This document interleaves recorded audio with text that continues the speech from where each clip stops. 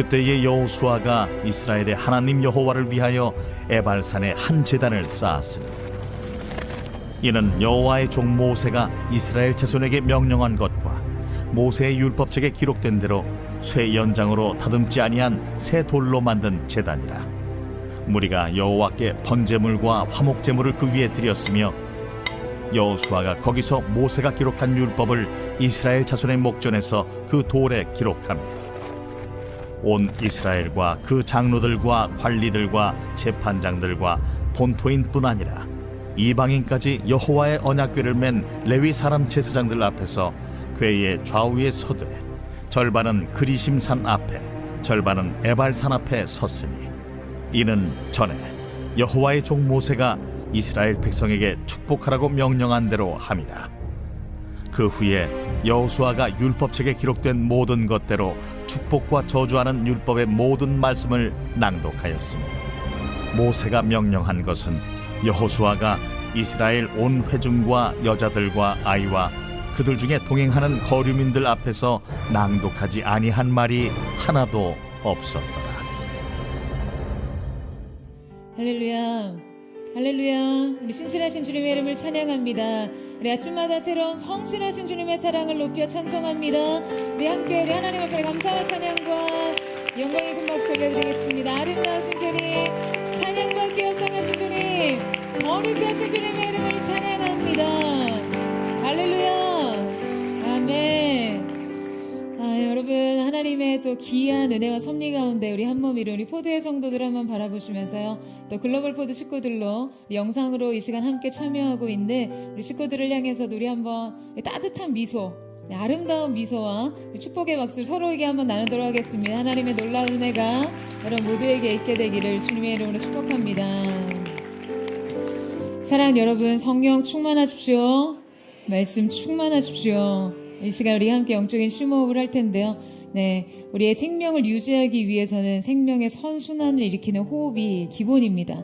영적인 삶 속에서도 우리 영적인 생명의 선순환이 오늘 우리 가운데 있기를 원하는데요. 깊이 호흡을 들이마시면서 함께 주님, 이 호흡과 함께 우리의 사랑을 영혼 육 가운데 받아들이고 그 사랑의 힘으로 우리 인생의 모든 염려와 근심과 걱정과 연약함을 몰아내는 것이죠. 다시 한번 깊이 호흡을 들이마시면서 주님의 보혈을 우리의 영혼 육 가운데 받아들이고 그 보혈의 능력으로 우리 인생의 모든 교만과 악함과 모든 육신의 질병을 끊어내는 것입니다. 오늘 우리가 함께 주님을 기쁨으로 예배할 때 하나님의 말씀이 우리 인생의 길이 되고 능력이 되고 성취가 되고 또한 하나님을 기뻐하는 것이 우리의 힘이 되는 귀한 은혜가 있을 줄로 믿습니다. 옆에 사람에게 이렇게 한번 축복하면서 인사하겠습니다. 예배하는 것이 생명입니다. 축복하시겠어요? 이 믿음의 선포대로 하나님께서 오늘 이 예배를 우리의 영혼 육에 생명되게 하실 줄로 믿습니다. 여러분, 워렌 버핏을 잘 아시죠? 그는 세계 최고의 투자가이자 기업인입니다. 이 버핏이 매년 이 연차 보고서에 쓰는 주주에 대한 이 짧은 글들은요, 세계 투자자들의 필독서로 읽힐 만큼 그는 기업 경영과 또 투자에 탁월한 현자입니다.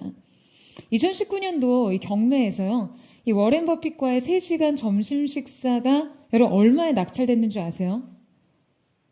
무려 1,900만 달러. 하나로요, 246억 원이었어요. 그러니까 그의 통찰과 지혜를 듣고자 사람들이 그 정도의 대가를 지불한다는 것이 놀랍죠. 그렇다면 우리가 이 세계 최고의 현인이 제시하는 성공을 위한 목표 관리 비결을 한번 들어볼까요? 워렌 버핏의 일화에 이런 에피소드가 있습니다. 그의 전용기를 약 10년 동안 몰았던 조종사 플린트가요, 어떻게 하면 인생에서 성공에 이를 수 있는지를 그에게 물었어요. 그러자 그는 가까운 미래 혹은 일생 동안 이루고 싶은 목표 25가지 목록을 작성하라고 합니다. 현재의 삶과 크게 관련이 없더라도 목표들이 떠오르는 대로 쭉 적어보라고요. 목록 작성이 끝나자 버핏은 그 목록을 찬찬히 보면서 플린트에게 이보다 더 중요하게 생각되는 5개의 목표에 동그라미를 치라고 이야기합니다. 그런데 플린트는 모든 목표가 다 중요하다고 느꼈기 때문에 망설였어요. 버핏은 오직 5개만 골라야 한다고 강조했고 플린트는 고민 끝에 5개를 선택했죠. 그러자 버핏은 동그라미를 친 5개의 목표를 목록 A, 나머지 20개의 목표를 목록 B로 2개의 목록을 만들었어요. 그리고 이 5개의 목표를 달성하기 위한 그 계획에 대해서 의논을 하는데요. 이 플린트가 너무 그 벅찬 마음으로 당장 오늘부터 이 5개의 목표를 실천하겠노라 라는 이야기를 합니다. 자, 그때 버핏이 물어요. 그럼 동그라미 치지 않은 나머지 20개의 목록 B는 어떻게 할 텐가? 그러자 이 플린트가 나머지 20개도 가까운 미래에 꼭 해내겠습니다. 5개의 목표를 실천하는 와중에도 틈틈이 노력해서 이루겠습니다. 그러자 버핏이 이렇게 말합니다. 아니, 틀렸어. 자네가 동그라미 치지 않은 목록 B는 자네가 어떻게든 피해야 할 목록이네. 자네가 5개의 목표를 달성하기 전까지는 절대로 이 목표들을 거들떠 봐서는 안 되네. 여러분, 이것이 그가 제시하는 성공을 위한 목표 관리법입니다. 이것이 비범한 사람의 전략이에요. 대부분 보통의 사람들은요, 최우선적인 목표를 실천하는 동안에도 상대적으로 중요도가 낮은 그 목표들도 늘 염두에 둡니다. 그러니까 최대한 많은 것들을 이루는 것이 좋은 것이다 라는 전제를 가지고 산다는 것이죠. 그래서 우리는 25가지 목표를 모두 끌어안고 사느라 버둥댑니다.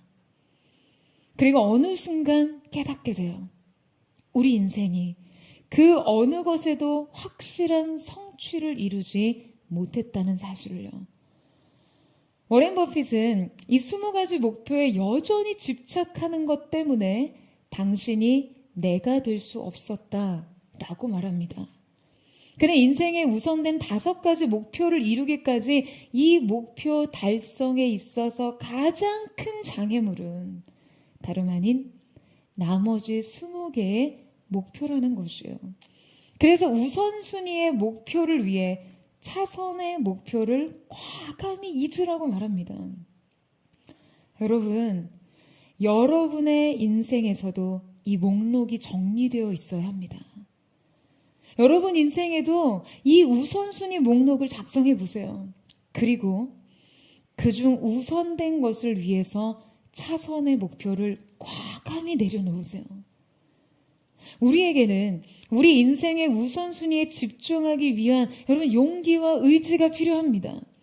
이 우선순위를 지키기 위한 용기와 의지는 나머지 20개의 항목을 과감하게 지우고 잊어버릴 용기까지를 포함하는 것이에요. 오늘 말씀을 묵상하면서 저는 이스라엘의 지도자로서 여호수아가 바로 오늘 이 사건을 통해 그 우선순위의 목록을 정리했다라고 생각합니다. 이스라엘 민족의 행보에 있어서 아주 중요하고 결정적인 분수령이 되는 시점에 그는 이 우선 가치에 집중하기 위한 과감한 결정을 내립니다. 오늘 본문 말씀을 통해 여호수아가 집중한 우선 가치에 대해 우리가 함께 살펴보기를 원하는데요. 여호수아의 우선순위 첫 번째는 바로 하나님과의 관계였습니다. 자, 오늘 본문 30절 말씀을 같이 한번 읽어보도록 하겠습니다. 시작. 그때 여호수아가 이스라엘의 하나님 여호와를 위하여 에발산에 한 제단을 쌓았으니. 여러분, 앞서 모세는 광야 생활 40년을 마치고 자신의 후계자 여호수아에게 약속의 땅에 들어가면 그리심산과 에발산 앞에서 복과 저주를 선포하라는 명령을 내립니다. 그러니까 지금 여호수아는 이 백성을 데리고 모세가 명한 대로 그리심산과 에발산에 올랐어요. 그리고 그 에발산 위에 예배의 제단을 쌓습니다. 자, 오늘의 말씀은 그때에 라고 시작되고 있죠. 이 표현에서 이때에 해당하는 것은요, 아이성을 정령한 후의 시점입니다. 그러니까 말씀은 지금 이 시점을 매우 강조해서 표현하고 있어요. 그러니까 말하자면 지금 이들은 이 아이섬 점령 이후에 어떠한 승리의 축제를 벌이기보다 지금 여호와 하나님을 위한 예배의 제단을 쌓았다는 거예요. 여러분, 이 시점은 이 자체로 우리에게 많은 것을 시사하고 있습니다. 사실상 가나안 정복전쟁에서 중부지방의 거점을 마련하는 이 여리고와 아이성을 점령한 이유, 여러분 전략적인 면으로 본다면요, 지금 이 전투적인 사기를 그대로 몰아가서 승세를 이어가는 것이 군사 전략상 매우 중요합니다. 이것은 이스라엘에게도 중요했고 적군이었던 이 가나안 군사들에게도 그러했어요. 자, 그런데 지금 여호수아는 이 승세의 마디를 끊어서 돌연 이스라엘 백성을 데리고 산으로 올랐다는 거예요. 아이선에서 이 에발산까지는요, 무려 30km 이상 떨어져 있었습니다. 게다가 이 산은 해발 940m에 이르는 굉장히 높은 산이었어요. 그러니까 여러분 한번 상상해 보세요. 바로 이 산을 오르는 이 온 민족의 대이동을 말이에요. 수백만의 민족들이 함께 이동합니다. 이들은 분명 지금 전쟁 중이었는데요. 전쟁을 위한 행군을 한 것이 아니었습니다. 이것은 분명 예배를 위한 행렬이었어요. 여러분이 예배 행렬을 통해 우리는 여호수아의 분명한 목적과 의도를 읽을 수 있습니다. 그가 이때의 여호와 앞에 단을 쌓았다는 것은요, 가나안 정복 전쟁을 그저 군사적 전략의 측면으로 풀어가는 것이 아닌 이 전쟁의 본질과 승패의 원인이 하나님과의 관계성에 있다는 것을 깨달았다라는 것을 보여주고 있는 것입니다. 그는 이 전쟁의 승리를 위해 여러분 무엇을 지켜야 하는지를 알았어요. 아니, 이 전쟁의 승패를 떠나 이 땅에서 이 백성이 생존하려면 무엇을 지켜야 하는지를 알았습니다. 그에게 이제 하나님과의 관계는 절대적인 우선순위가 되어 있었어요. 하나님과 바른 관계를 정립하지 않은 채로는 그 어떤 인간적인 전략과 지혜가 그냥 무용지물이라는 것을 깨달았습니다.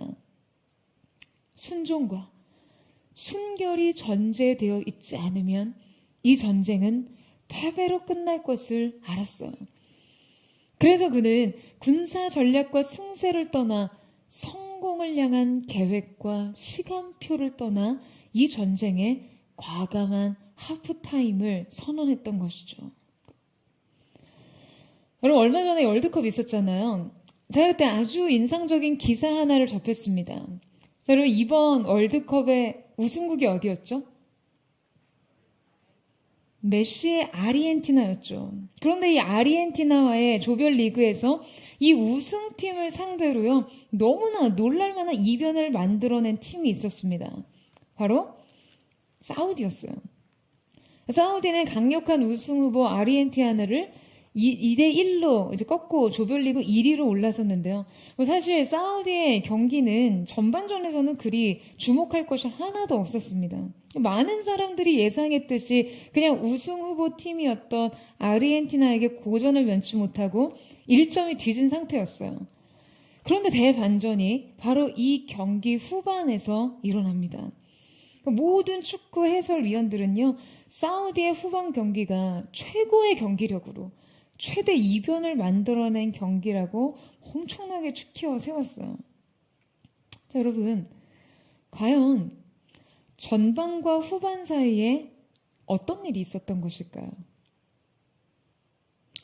이 경기의 하프타임의 라커룸에서 일어났던 일을 기록한 이 녹화본 영상을 보게 됐습니다.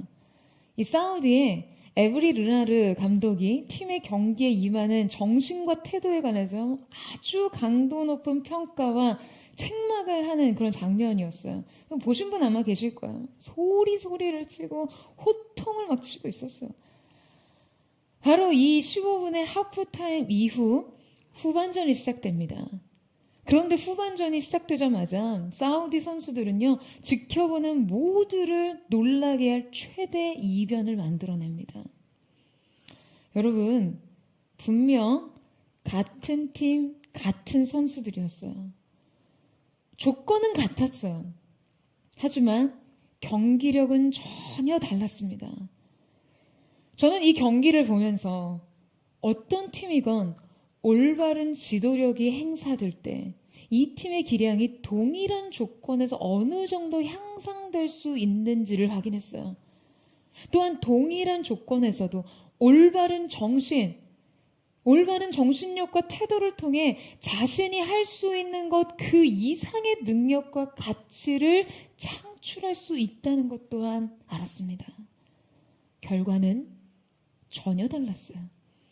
굴욕적인 패배, 모두가 예상한 패배가 아닌 놀라운 승리를 이뤄냈습니다. 여러분, 저는 지금 여호수아가 이 하프타임을 가지고 있었다라고 생각해요. 그는 이스라엘의 지도자로서 이 백성들에게 말하고 있어요. 마치 그 라커룸에서 선수들에게 소리를 치며 그들의 태도와 정신을 뜯어 고치던 감독처럼요. 여러분, 과연 여호수아가 그 백성에게 뭐라고 소리치고 있었을까요? 자, 이 전쟁은 바로 여기 달려있는 거야. 우리가 앞으로 이 땅에서 살아갈 삶도 바로 여기 달려있는 거야. 정신 똑바로 차려. 제일 중요한 건 우리 자신과 하나님과의 관계야. 여러분, 그렇게 말하지 않았을까요? 여러분, 여러분의 인생의 가치순위 첫 번째는 무엇입니까? 뛰어난 성공이요? 남부럽지 않은 삶이요? 오늘 이 순간의 행복이요? 이전에 제가 청년 공동체를 섬기면서 한 청년이 창업을 하면서 개업 예배와 기도를 부탁한 적이 있었어요. 그래서 개업 예배를 드리고 청년을 위해서 정말 사업에 하나님이 기름 부어주시도록 축복을 했어요. 근데 사업이 너무너무 번창하고 잘 되는 거예요. 연락해서 목사님 정말 기도해 주셔서 이 사업이 너무나 잘 됩니다. 함께 기뻐했어요. 시간이 지날수록 주일 예배 얼굴이 보이지 않았어요. 이제 연락을 했죠. 아니 왜 요새 예배에 자리 못 나오는 무슨 일이 있는지 혹시 어디가 아픈지 연락을 했더니 너무 이제 흥분된 상태로 사업이 너무너무 잘 돼서 너무 바빠서 예배를 드릴 수가 없다는 거예요. 제가 거기에 대고 여러분 어떻게 했을까요? 정신 똑바로 차려라. 지금 너무 바빠서 예배조차 제대로 드릴 수 없는 것이 내 인생의 성공이라고 믿는 거냐? 하나님 앞에 세운 우선순위를 세우지 않은 성공, 하나님 없는 성공에 지금 기뻐하는 거냐? 제가 엄청난 호통을 쳤던 기억이 있어요. 여러분, 하나님 없는 성공을 꿈꾸십니까? 여러분 인생의 가치 1순위는 바로 하나님과의 바른 관계에 있어야 합니다.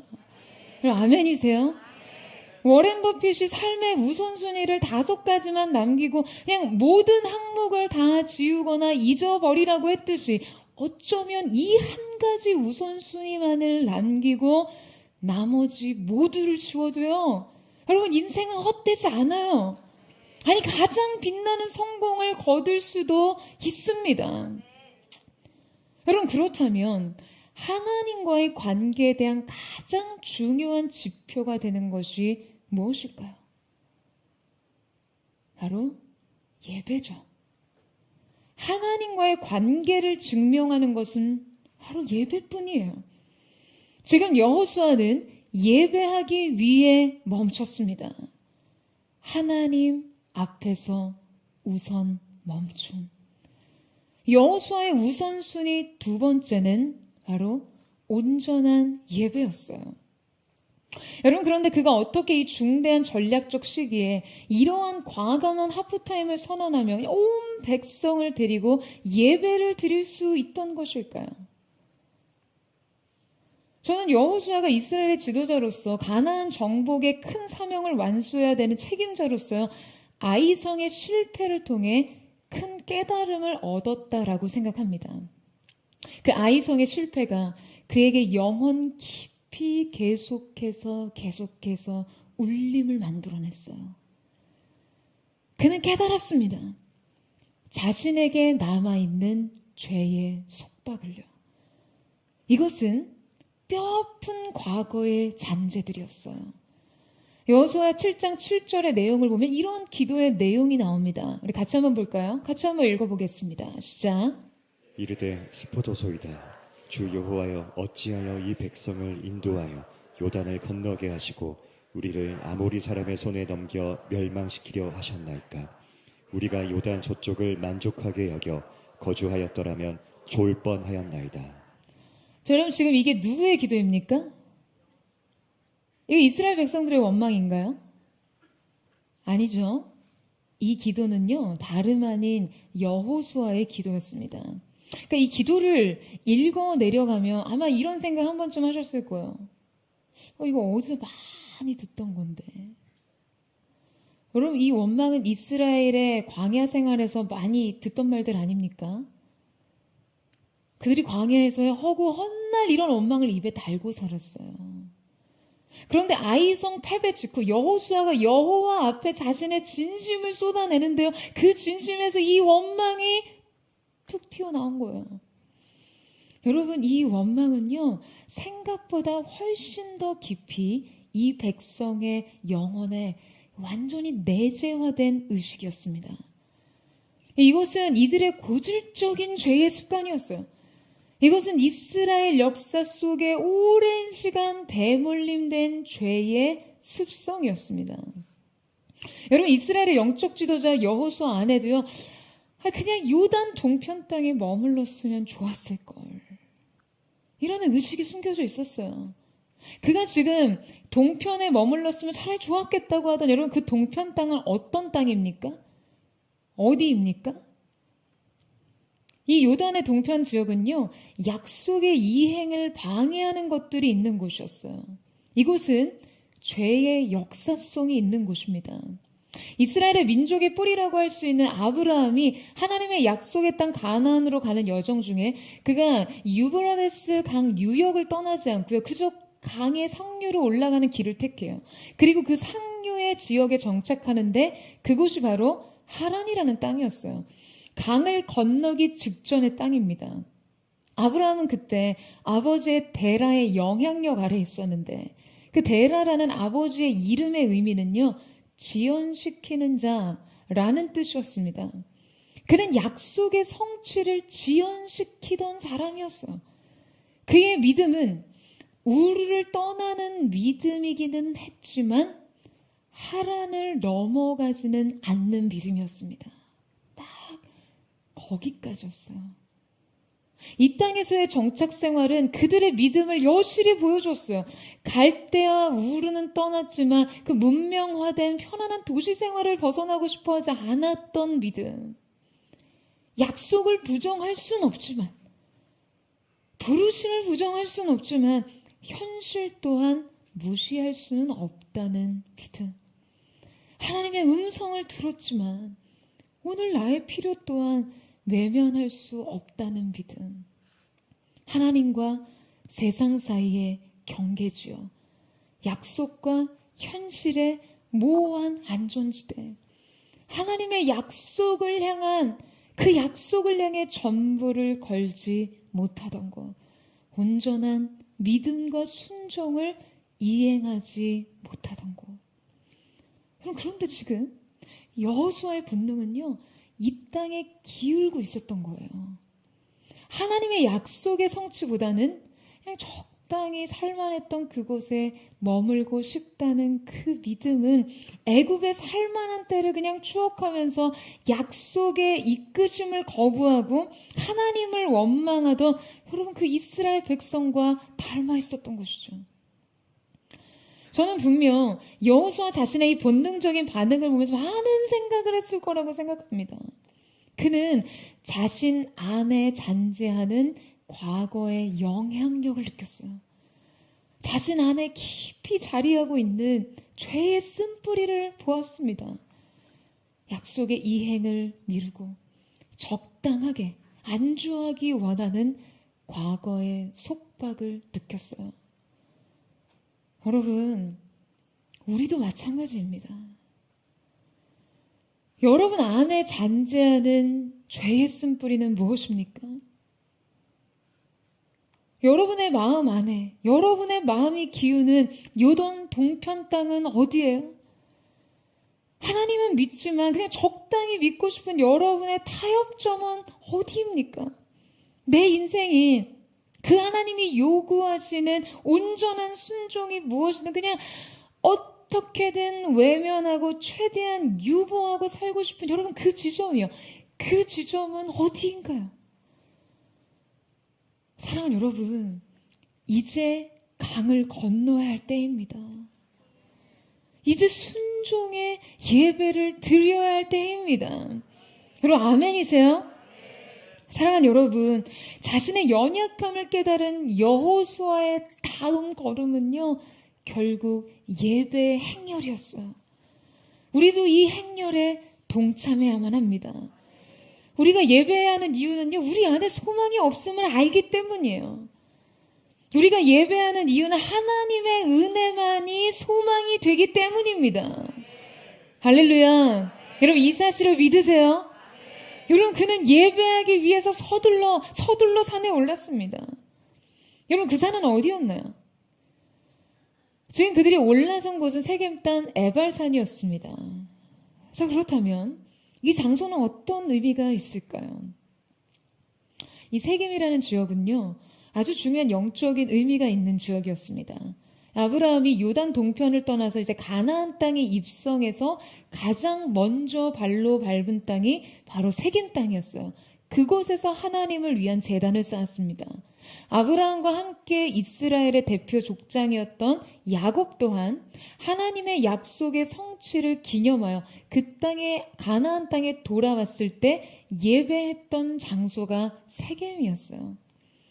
이 땅은 하나님의 약속의 성취를 기억하게 하는 확약의 땅이었습니다.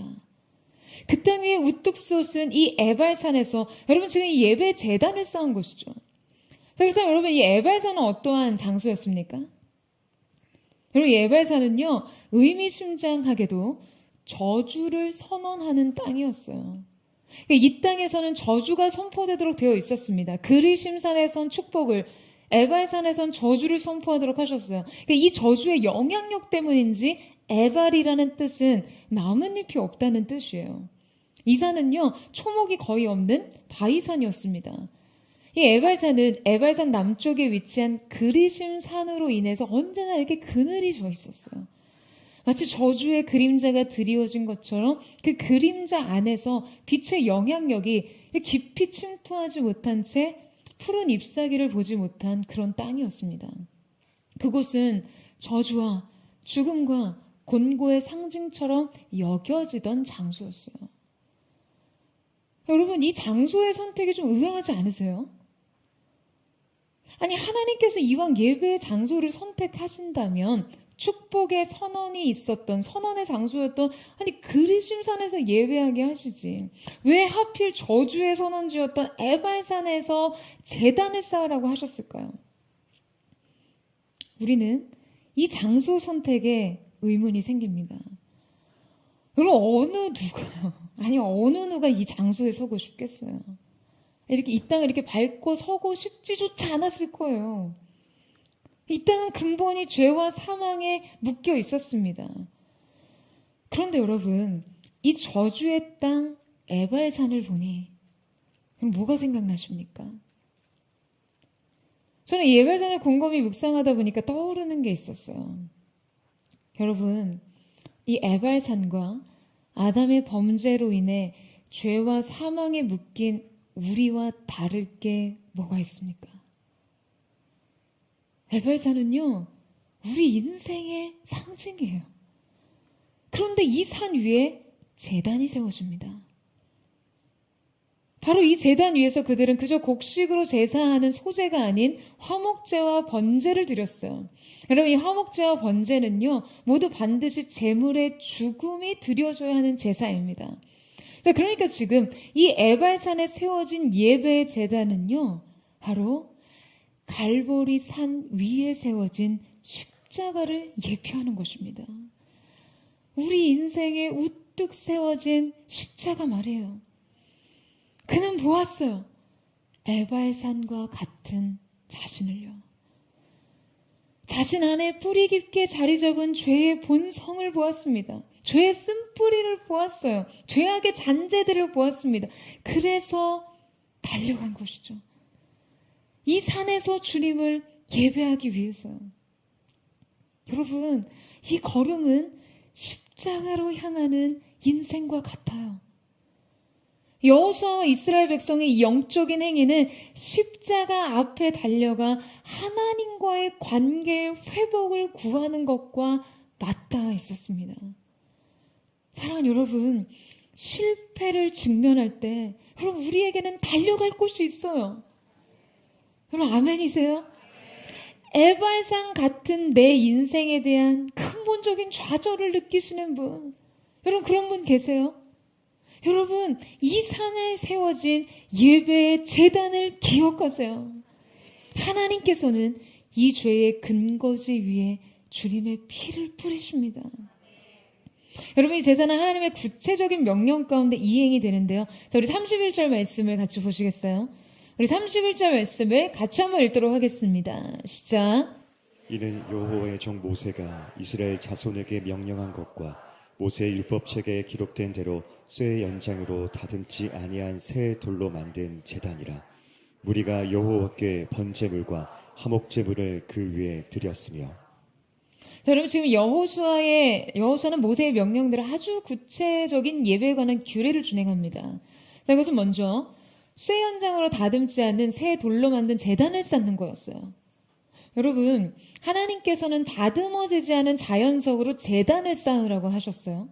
자, 그렇다면 이 돌 무더기들은 어디에서 나왔겠어요? 이 돌덩이들은요, 에발산의 돌들이었을 거예요. 에발산의 저주에 묶인 돌이요. 이 제단의 재료는 저주 아래 있던 것이었습니다. 그런데 그 제단 위에 무엇이 올려줍니까? 죽임당한 어린 양이 올려져요.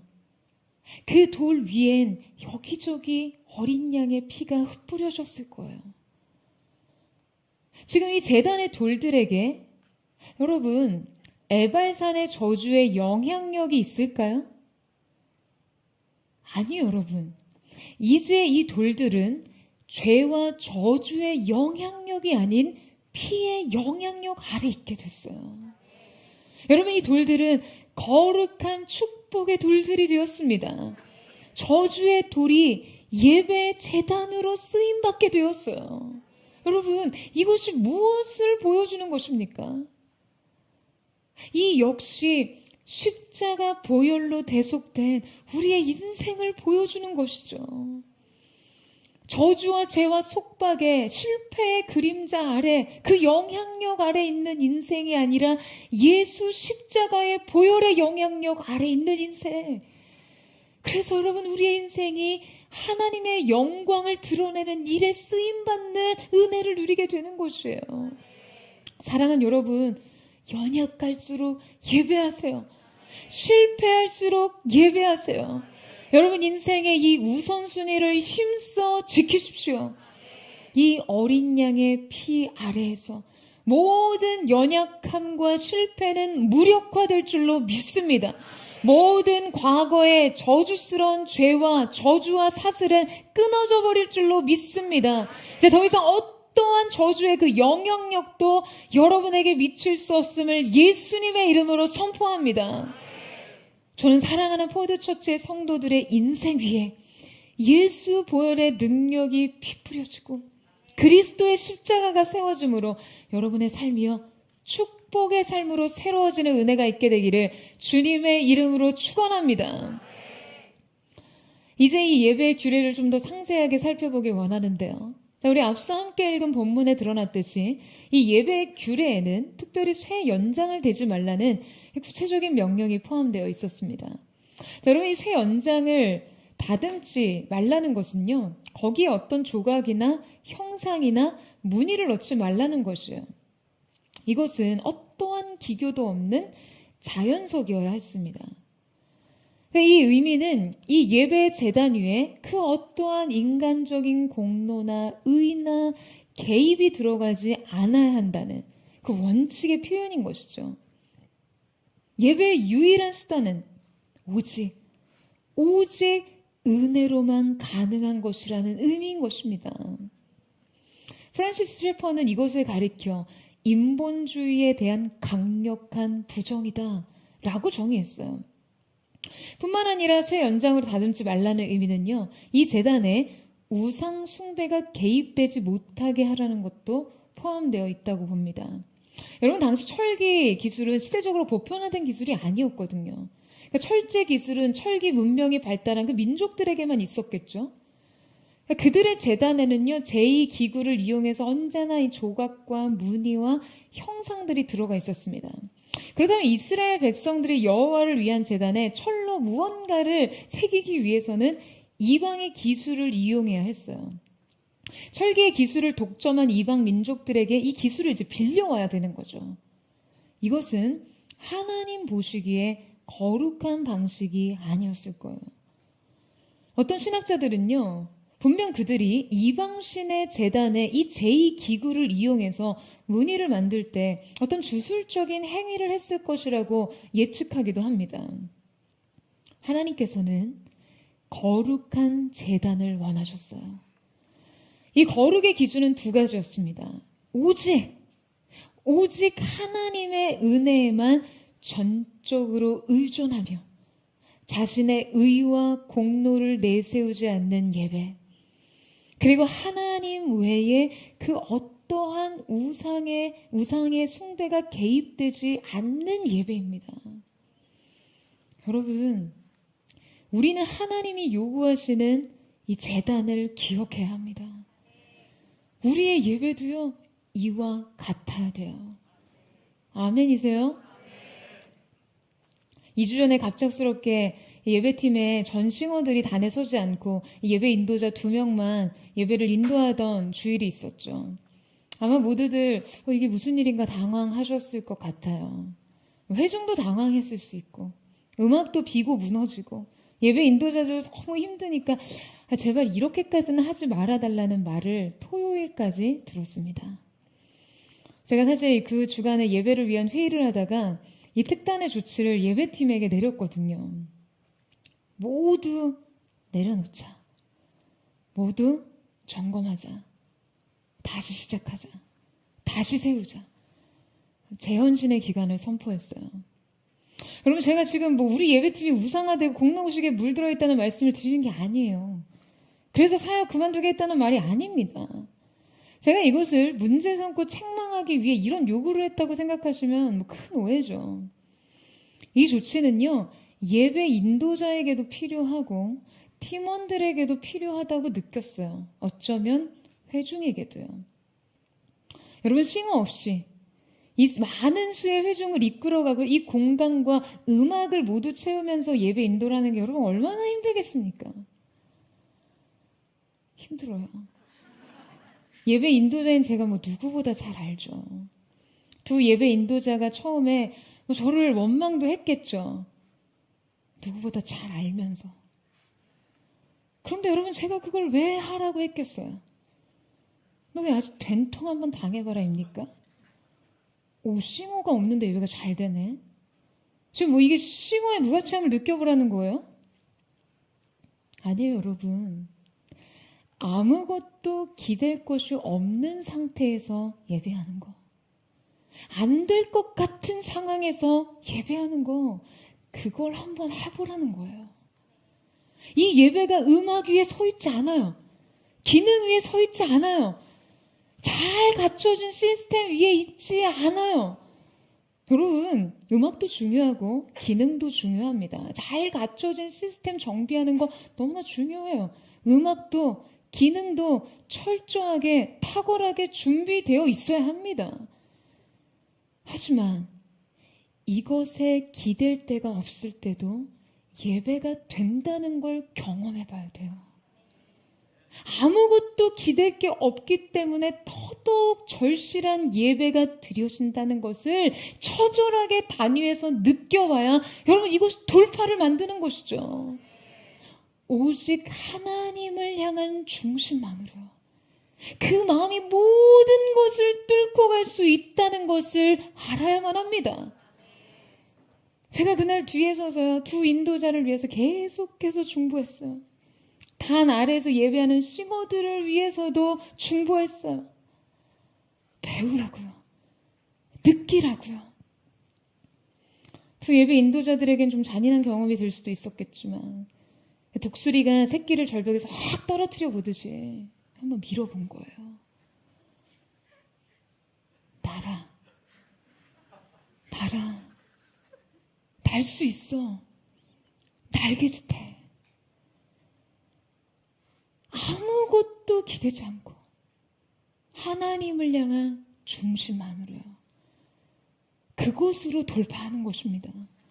오직 보혈의 공로와 성령의 이끄심에 기대어 예배하는 여러분이 중심의 예배가 매일매일의 예배에서 갈고 닦여야만 하는 것입니다. 여러분 아멘이세요? 여러분 그것을 갈망하십니까? 여러분 이것이 여러분의 인생 우선순위가 되어야만 합니다. 이것이 포도의 타협 없는 중심이 되어야만 합니다. 저는요 정말 제가 너무나 사랑하는 포도처치 성도들이 포도의 성도들의 재단이 바로 이 중심으로 쌓아 올려진 순전한 것이 되기를, 그렇게 여러분의 삶이요 하나님을 향한 중심 하나로 모든 것을 뚫고 갈 수 있기를, 모든 것을 돌파할 수 있는 거룩한 예배자들 되기를 축복합니다. 그 여러분을 위해서 기도합니다. 오늘 하나님께서 새 영의 기름 부으심으로 우리 가운데 기름 부어주셔서 순전한 예배, 하나님이 찾으시는 거룩한 제단이 오늘 우리의 삶과 우리의 교회와 이 시대 가운데 다시 세워지는 거룩한 은혜의 역사가 있게 되기를 주님의 이름으로 축원합니다. 마지막으로 살펴볼 여호수아의 우선순위 세 번째는 바로 말씀과 순종이었습니다. 우리 32절에 33절 말씀을 같이 함께 읽어보도록 하겠습니다. 시작. 여호수아가 거기서 모세가 기록한 율법을 이스라엘 자손의 목전에서 그 돌에 기록하매 온 이스라엘과 그 장로들과 관리들과 재판장들과 본토인뿐 아니라 이방인까지 여호와의 언약궤를 맨 레위 사람 제사장들 앞에서 궤의 좌우에 서되 절반은 그리심산 앞에 절반은 에발산 앞에 섰으니 이는 전에 여호와의 종 모세가 이스라엘 백성에게 축복하라고 명령한 대로 함이라. 여러분 이제 또 다른 의식이 행해졌습니다. 언약궤를 맨 제사장들과 레위 사람들이 가운데 섰고요. 백성들의 절반은 에발산 위에, 절반은 그리심산 위에 섰습니다. 이 두 산 중앙에는요 이렇게 원형 극장 같은 원형 분지가 있고 상대편 봉우리에서 소리를 지르면 그 울림을 통해서요 다른 편 봉우리에서 잘 들리게 되어 있어요. 그러니까 이 두 산 사이에 하나님의 임재를 상징하는 언약궤가 여호수아와 제사장들과 함께 서 있었습니다. 그리심산에서는 축복의 말씀이 선언되는데 하나님의 말씀에 순종하고 따를 때 오는 기쁨과 영광의 축복이 낭독되었어요. 에발산에서는 하나님을 불순종할 때 주어지는 저주가 선포되었습니다. 그러니까 이 율법이 읽어 내려지면 축복의 말씀엔 축복의 산에서, 저주의 말씀엔 저주의 산에서 아멘으로 화답했습니다. 자, 하나님께서 지금 축복과 저주의 산 아래에서 이 율법을 낭독하게 하시면서 자 너희들 이거 지키면 내가 너희들한테 이 복을 줄 거고 이거 안 지키면 너희는 망하는 거야. 자 너희들의 선택은 순종이야 불순종이야, 축복이야 저주야. 여러분 이런 이분법적인 접근을 하시는 걸까요? 여러분 물론 말씀은 명확하게 복도 있고 저주도 있습니다. 순종의 보상과 불순종의 대가가 있어요. 하나님의 법은 준엄합니다. 그분은 공의로 심판하시는 분이세요. 우리가 하나님의 법을 지키지 못하면 우리는 결국 망합니다. 따라서 하나님께서는 그들의 자발적인 의지와 선택으로 그 말씀의 길을 택하기를 원하셨어요. 가나안 정복 이후에도 순종의 삶을 통해 계속해서 하나님의 축복을 향유하기를 원하셨어요. 우리의 자발적인 순종과 거룩한 결단을 통해 일평생 하늘의 축복을 누리기를 원하십니다. 여러분의 평생의 선택이요. 저는 하나님 앞에 순종과 축복이기를 간절히 축원합니다. 하지만 우리의 믿음이 딱 여기까지에 그치면 여러분 이것은요. 복음이 아니라 율법이 됩니다. 여러분 많은 신학자들과 설교자들이 이 말씀을 적용할 때 그저 하나님의 명령을 지키면 복을 받고 명령을 어기면 저주를 받습니다. 우리는 반드시 하나님의 명령을 지키고 그분의 말씀에 순종해야 합니다라는 교훈을 하고 끝이 납니다. 여러분 이것은요. 좀 과격하게 말해서 반쪽 신앙이에요. 이 적용은 다소 부족한 적용입니다. 여러분 하나님이 우리에게 주시고 싶으신 삶의 선택지가 단지 축복이냐 저주이냐입니까? 이 말씀을 아주 깊이 들여다보면 이 말씀들은요 단지 축복이냐 저주냐가 아닙니다. 우리는 오늘 이 말씀의 이면을 봐야 해요. 이 거룩한 의식 깊이 하나님께서 의도하신 본질을 봐야 합니다. 하나님은 우리에게 그분의 율례를 가르치십니다. 이 절대적인 진리에 순종하며 따르기를 원하세요. 이 순종에 대한 보상으로 아낌없는 축복을 주시기를 원하십니다. 하지만 하나님의 본심은 단지 그 말씀을 지키면 축복, 안 지키면 저주가 아닙니다. 축복이냐, 저주냐가 아니에요. 기억하세요, 여러분. 하나님의 본심은 축복이냐, 저주냐가 아니라 십자가입니다.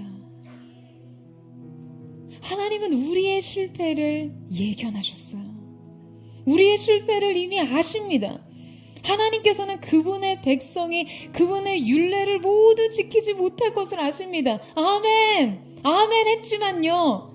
아멘 한 대로 삶의 길을 가지 못하는 그들의 연약함을 이미 알고 계셨어요. 그래서 이미 그 산 제단 위에 그 산 위에 제단을 세우시고 어린 양의 피를 뿌리신 것이죠. 그 산 아래서 저주가 낭독될 때마다 그 말씀에 에발산의 지파들이 아멘으로 화답할 때마다 여러분 그 저주의 화살을 누가 다 맞았습니까? 그 저주의 영향력을 누가 다 도말했나요? 예수 그리스도의 십자가.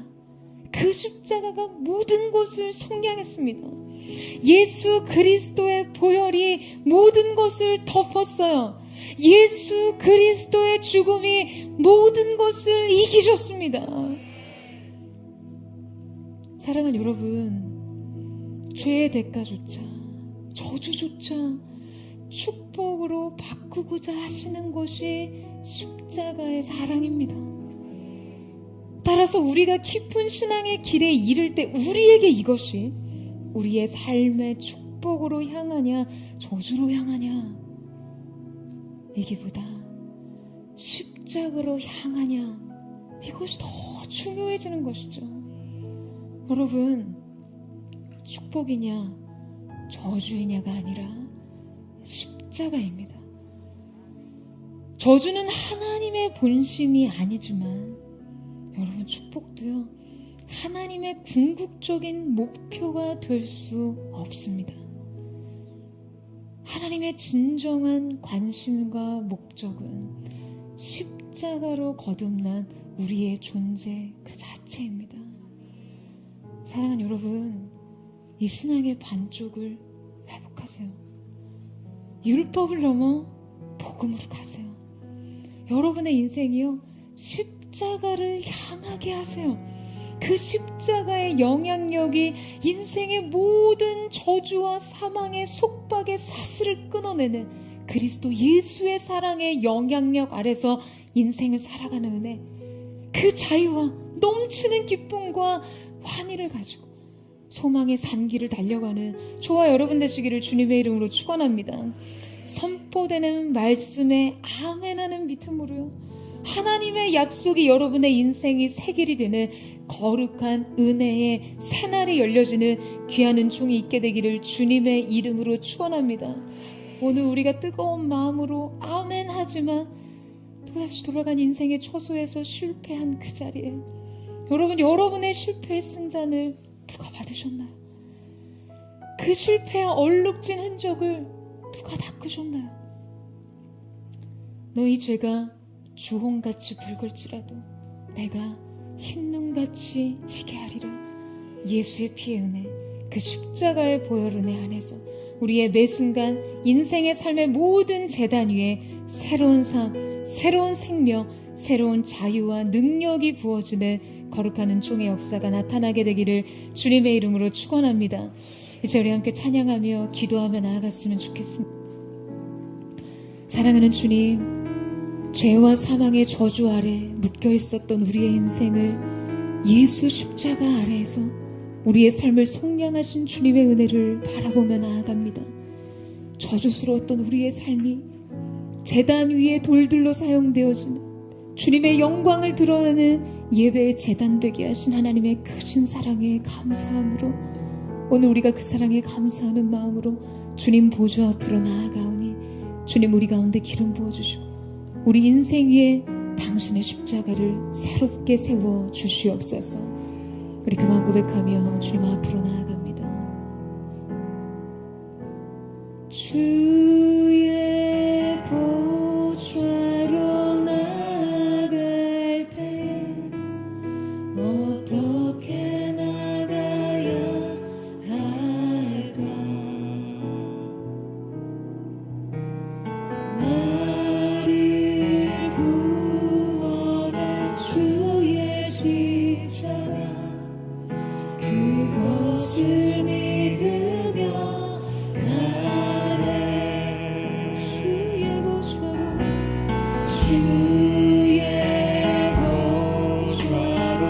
나아갈 때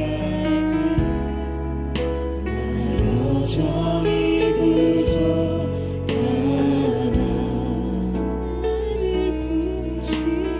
나를 부르신 주의 그 사랑 그것을 믿으며 가네. 자격 없는 내 힘이 아닌 자격 없는 내 힘이 아닌 오직 예수님의 보혈로 자격 없는 내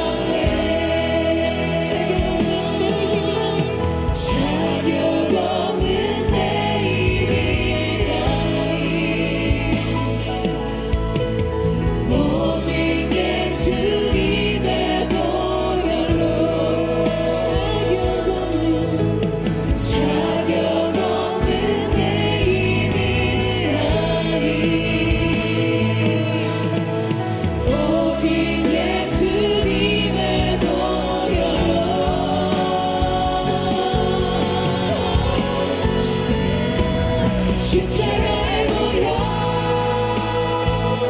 완전하신 사랑 힘입어 나아가 이 십자가에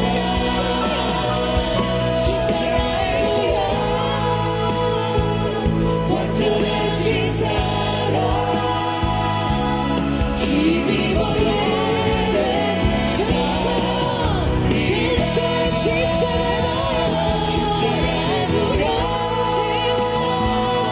완전한 사랑 힘입어 나아가 예수님 십자가에 모여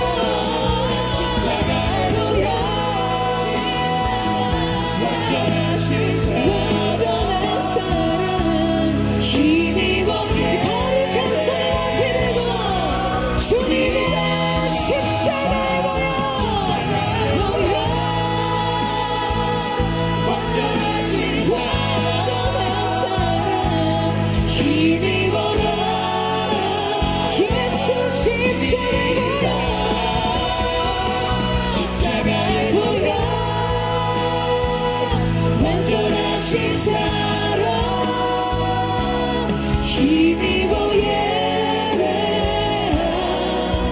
예수님 십자가에 모여 완전하신 사랑 힘입어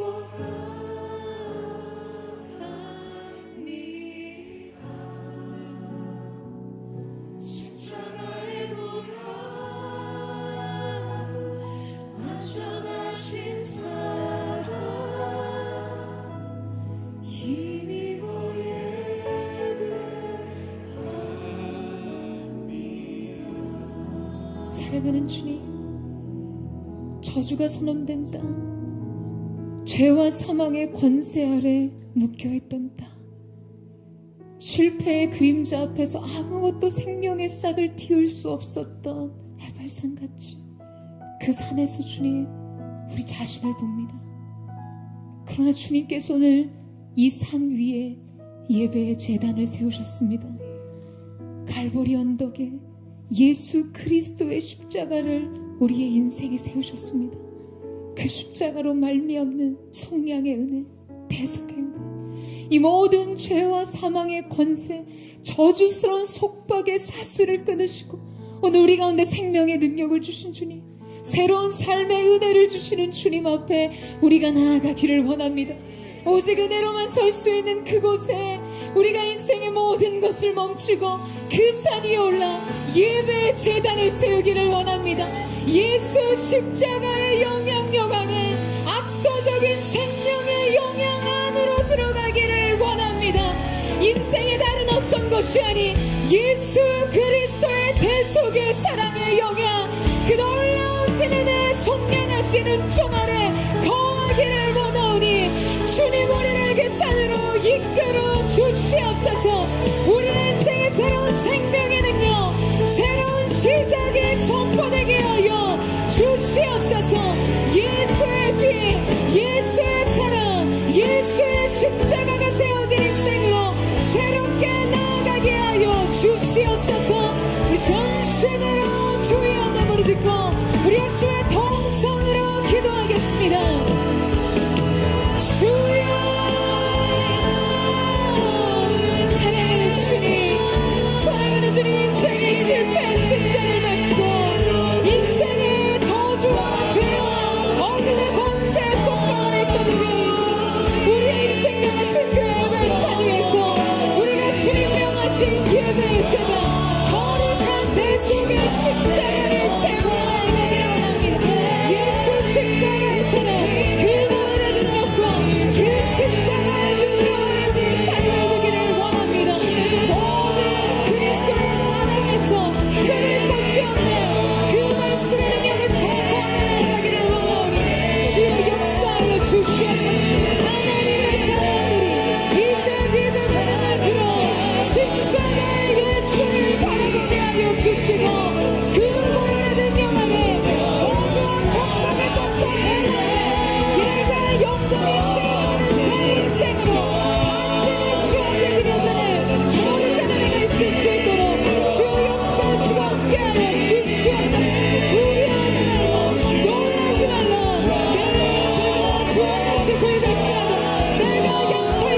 예비하리라, 힘든 같이 예비하리라 말씀하신 주님, 저것은 목마른 자들은 나와서 값없이 대가 없이 포도주와 젖을 사라고 말씀하신 주님, 우리를 위해 속량의 모든 대가를 지불하신 예수의 십자가로 말미암아 목마른 우리의 인생이 주님 앞에 섰네, 배고픈 우리의 인생이 주님 앞으로 나아갑니다.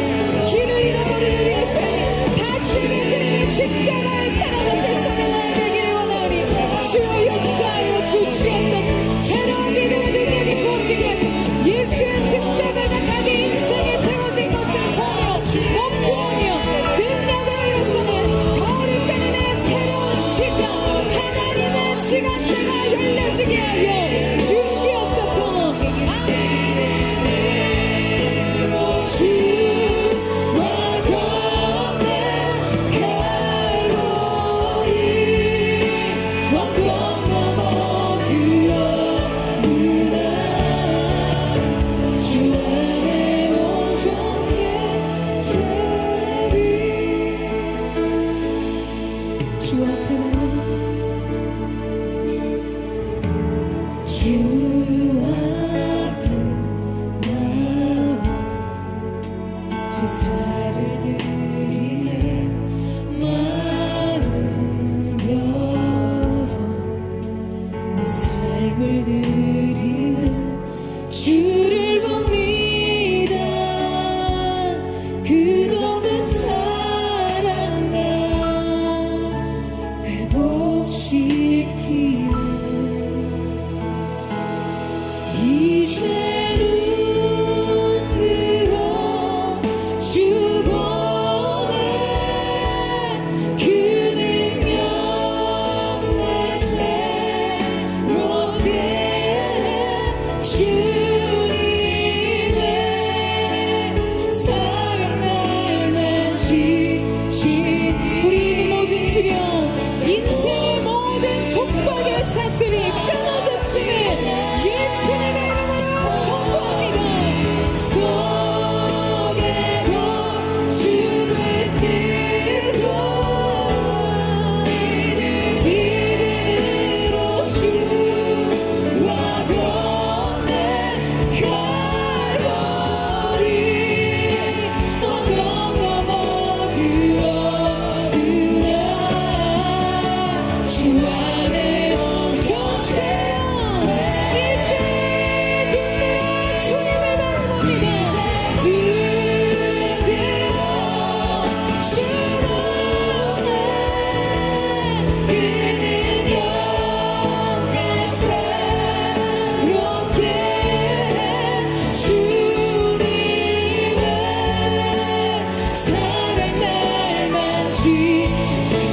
십자가에 가는 모든 영향력을 있었던 너 모든 것을 변화지게 하여 주시옵소서.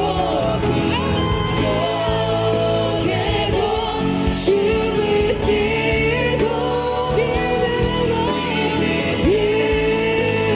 주와 걷는 갈보리 언덕 넘어 그어누나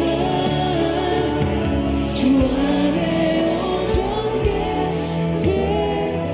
갈보리 언덕 넘어 보리 언덕 넘어 그어누나 주 안에 온전히 되리. 사랑하는 여러분, 오늘 인생에 세워진 십자가로 인해 여러분의 삶의 새 길이 열렸음을 믿으십니까? 더 이상 저주 아래 있는 인생이 아니라요, 실패와 어둠 아래 지배당하는 인생이 아니라 예수 십자가의 보혈, 그 보혈의 능력이 우리 가운데 허락하신 새 삶의 능력 아래 거하는 것을 여러분 믿으세요? 그렇다면 여러분, 여러분의 인생의 걸음 이제 무엇을 향해 하겠습니까? 여러분, 무엇을 향해 가고 있으세요? 성공을 향해 행군하고 계십니까? 이 적기에, 이 타이밍에, 이때를 놓쳐서는 안 되죠. 성공을 향해서 한 푼이라도 더 벌고 한 푼이라도 더 갖춰서 어느 정도 궤도에 올릴 때까지 주님 기다려주세요. 이것이 여러분의 고백입니까? 언제든지 우선순위에서 밀려 20개의 목록 속에서 그저 여러분의 인생 먹고 살고 무엇을 입고 어느 정도의 지위를 갖추는 삶을 살 수 있을까가 해결되면 그 다음에 구하는 것이 예배의 영광입니까? 사랑하는 여러분, 하나님 앞에서 우선 멈추세요. 하나님 앞에서 우선 멈출 수 있는 은혜가 여러분의 믿음이 되기를 주님의 이름으로 축복합니다. 승세의 기세를 오라 가나안 땅을 점령했던 그때 그 가장 중요한 분기점에 에발산, 예배의 산, 십자가 앞으로 예배의 행렬을 이끌었던 여호수아처럼요. 여러분, 성공을 향한 진군이 아니라 행군이 아니라 십자가를 향한 행렬이 되게 하세요. 예배의 행렬로 그 산을 향해 가는 것이 여러분 인생 걸음이 되게 하세요. 우리가 오늘 이 시간 주님, 너희는 먼저 그의 나라와 의를 구하라고 하셨음에도 불구하고 다른 모든 것을 먼저 구했습니다. 이방인처럼 무엇을 먹을까, 무엇을 입을까, 주님 그것에 염려하며 허덕이며 살았던 나의 삶을 주님 앞에 회개합니다. 다시금 주님 앞에 나아가기를 원하오니 주님 나의 발걸음 성공을 향한, 성취를 향한 인생의 행군이 아닌 주님의 영광과 십자가를 향한 예배의 행렬이 되게 하여 주시옵소서. 이 우선적 가치를 잃어버리지 않고 주님 앞에서는 하나님의 사람 되게 하여 주시옵소서. 여러분, 우리 하나님 앞에 회개하면서 주님 앞에 새 마음을 드리기를 원합니다. 아버지, 내가 다시 주님 앞에 왔습니다. 내가 주님 앞에 왔습니다.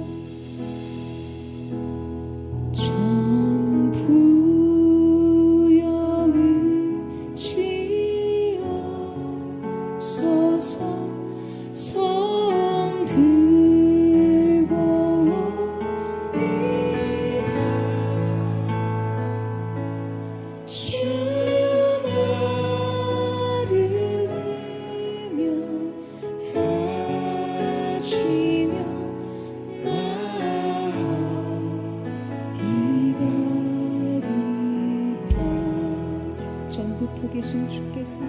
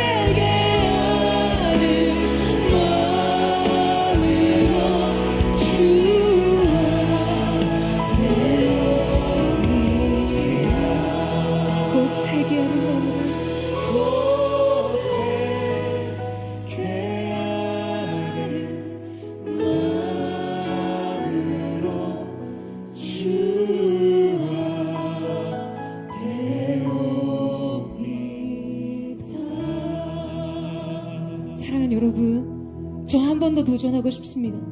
사랑하는 포드처치 성도들의 삶은 언제나 하나님 앞에서 우선 멈추며, 여러분 아멘이세요? 여러분의 인생이요, 성공의 정상을 눈앞에 둔 그 순간에서도요, 하나님 앞에서 우선 멈추, 하나님의 얼굴을 구하는 거, 주님의 영광 앞에 서는 거, 그 임재 안에서 우리 주님을 영화롭게 하는 것 외에 내 인생 더 중요한 것은 없습니다. 여러분, 이 고백을 드릴 수 있는 이 시대 예배자들이 되세요. 그렇다면 여러분, 저주스럽게 죄와 어둠의 속박에 묶여 있었던 인생이라 할지라도요, 그 십자가 앞에 서 있는 인생은 여러분의 인생이 예배의 제단 돌들로 쓰임받는 영광을 누리게 될 줄로 믿습니다. 주님, 다윗의 행렬이 시작되었습니다. 이 거룩한 행렬 가운데 기름 부어 주었습니다.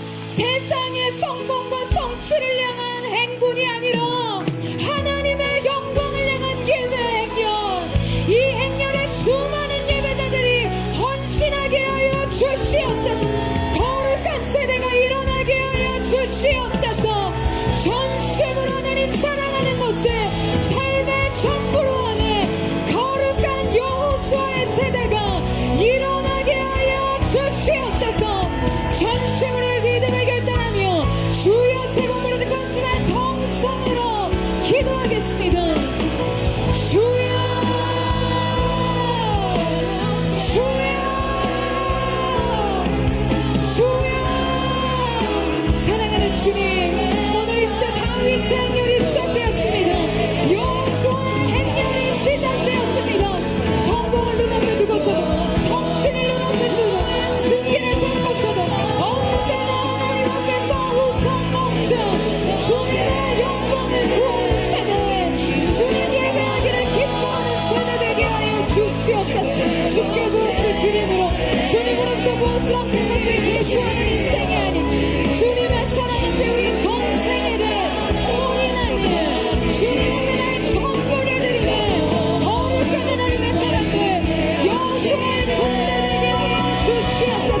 하나님의 사람들이 전심으로 주님을 사랑하며, 전심으로 주님을 높이며, 전심으로 주님 예배하게 하여 주시옵소서. 기도의 영을 부어주시고 예배의 제단이 인생의 모든 영역 속에서 이렇게 재건되어지는 거룩한 하나님의 역사가 나타나게 하여 주시옵소서. 주님 역사하시고 주님 함께하여 주시옵소서. 사랑하는 주님, 주님 앞에 무엇을 드림으로, 주님으로부터 무언가를 얻기를 구하기보다 주님 당신을 원합니다. 주님 당신 얻기를 원합니다. 군대가 나를 대적하여 진칠지라도 내 마음이 두렵지 아니하며, 전쟁이 일어나 나를 치려할지라도 나는 여전히 태연하리로다. 내가 여호와께 바라는 한 가지 일, 그것을 구하리니 곧 내가 내 평생에 여호와의 집에 살면서 여호와의 아름다움을 바라보며 그의 성전에서 사모하는 그것이라. 주님, 이 마음을 다시 주 앞에 드립니다. 군대가 나를 대적하여 진칠지라도, 눈부신 성공이 눈앞에 있을지라도 하나님 앞에 주님 당신을 구하는 마음으로 주님 앞에 서기를 원합니다.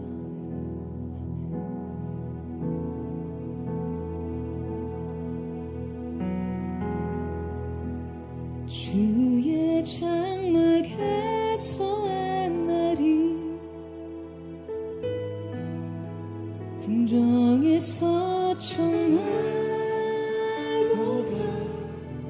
주사오니 나의 영 주님을 기뻐해.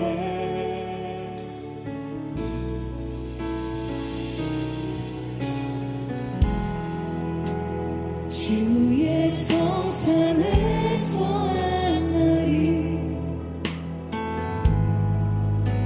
궁궐에서 첫날보다 주사오니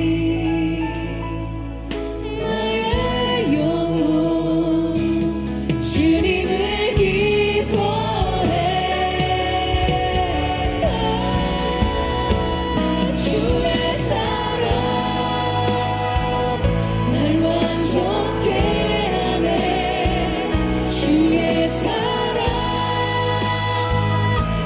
새롭게 하네. 끝이 없는 주의 사랑만이 내 영혼 자유케 하시네.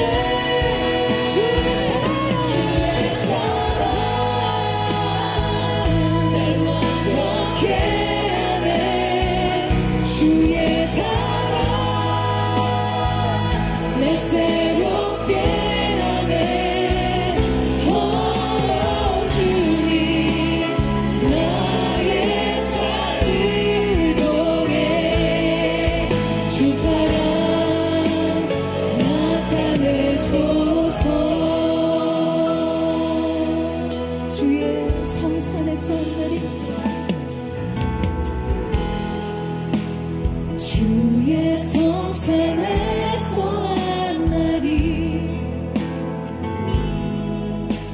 궁궐에서 전날 보아 조사오니 나의 영혼 주님을 기뻐해. 주의 사랑 날 완전케 하네. 주의 사랑 날 새롭게 하네. 끝이 없는 주의 사랑만이 내 영혼 자유케 하시네. 주의 사랑 날 완전케 날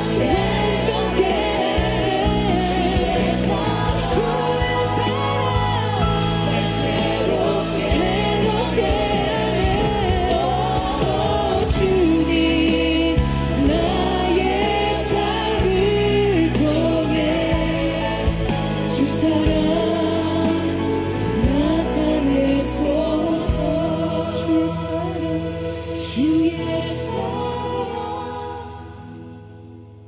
날 완전케 하네. 주의 사랑 새롭게 날 새롭게 하네. 끝이 없는 주의 사랑만이 내 영혼 자유케 하시네. 사랑하는 여러분, 예수 그리스도의 십자가의 사랑 안에 오직 우리 인생의 소망이 있음을 믿으시기를 축복합니다. 여러분, 언제나 그 십자가 아래에서 여러분의 삶을 시작하십시오. 매일매일 그 십자가 그늘 아래에서 여러분의 인생을 시작하세요. 여러분, 엘발산에서 아멘을 외쳤다. 그리심산에서 아멘을 외쳤던 이스라엘 백성이 이후로 결코 하나님의 말씀에 순종 외에는 다른 삶을 살지 않았을까요? 그렇지 않습니다. 그들은 또 실패했을 거예요. 여러분의 실패를 합리화하는 것이 아닙니다. 다만 아직도 여전히 연약하고 죄 있는 우리를 위해 그리스도의 십자가가 그래서 그 제단 위에 세워졌음을 언제나 기억하라는 것이에요. 주님, 오늘 이 시간 우리가 믿음으로 결단합니다. 주님의 말씀을 따라 행하는 아멘의 믿음으로 주 앞에 서기를 원합니다. 우리가 연약할지라도 십자가의 사랑 때문에 우리 앞에는 언제나 소망이 있으며 아멘하며 나아갑니다. 예수의 십자가의 사랑으로 인해 오늘 이 가운데 새롭고 산 길이 열렸음을 예수님의 이름으로 선포합니다. 육신의 모든 연약한 질병은 떠나갈지어다. 모든 죄와 두려움의 사슬들은 끊어질지어다. 이 전심으로 십자가의 능력을 선포하며 우리 마지막으로 주의 한 눈을 짓고 기도하겠습니다. 주여, 연약한 우리의 인생을 구원하시고 구속하실 십자가의 사랑, 그 십자가로 매일매일 새롭게 나아갑니다. 하나님의 사람들의 인생을 구속하시고 구원하시는 십자가의 사랑으로 오늘 주 앞에 서게 하여 주시옵소서. 예수의 십자가의 영광이 우리를 해방했음을 선포하며 나아가게 합니다. 십자가 십자가 십자가 내가 처음 볼 때에 나의 맘의 큰 고통 사라져 오늘 비고서 내는 빨간의 여러분의 삶의 모든 영역에 십자가를 선포하십시오. 십자가 십자가 내가 처음 볼 때에 나의 맘의 큰 고통 사라져 오늘 비고서 내는 빨간의 전신의 두 손 높이 들고 전심으로 십자가 십자가 내가 처음 볼 때에 나의 맘에 그 가는 주님 인생의 모든 고통과 괴로움이 떠나가게 하시고 십자가의 평화와 사랑의 은혜가 강물과 흐르게 하여 주시옵소서. 아멘. 영원 참내 기쁨 영원하도다. 내 기쁨 영원하도다. 내 기쁨 영원하도다. 내 기쁨 영원하도다. 오늘 십자가의 사랑이 우리를 자유케 하셨음을 예수님의 이름으로 선포합니다. 율법을 넘어 복음으로 거룩하신 십자가 앞에서 축복과 저주가 아닌 십자가의 사랑의 은혜가 우리 인생을 압도하는 새롭고 산 길이 되게 하여 주시옵소서. 그렇게 사랑하신 주님의 이름을 찬양하며 감사드리며 살아계신 예수님의 이름으로 기도드립니다. 아멘. 할렐루야. 오늘 우리 가운데 사랑하신 주님 에발산 같은 우리의 인생을 구원하사 거룩한 주의 제단 삼으신 주님의 이름을 찬양합니다.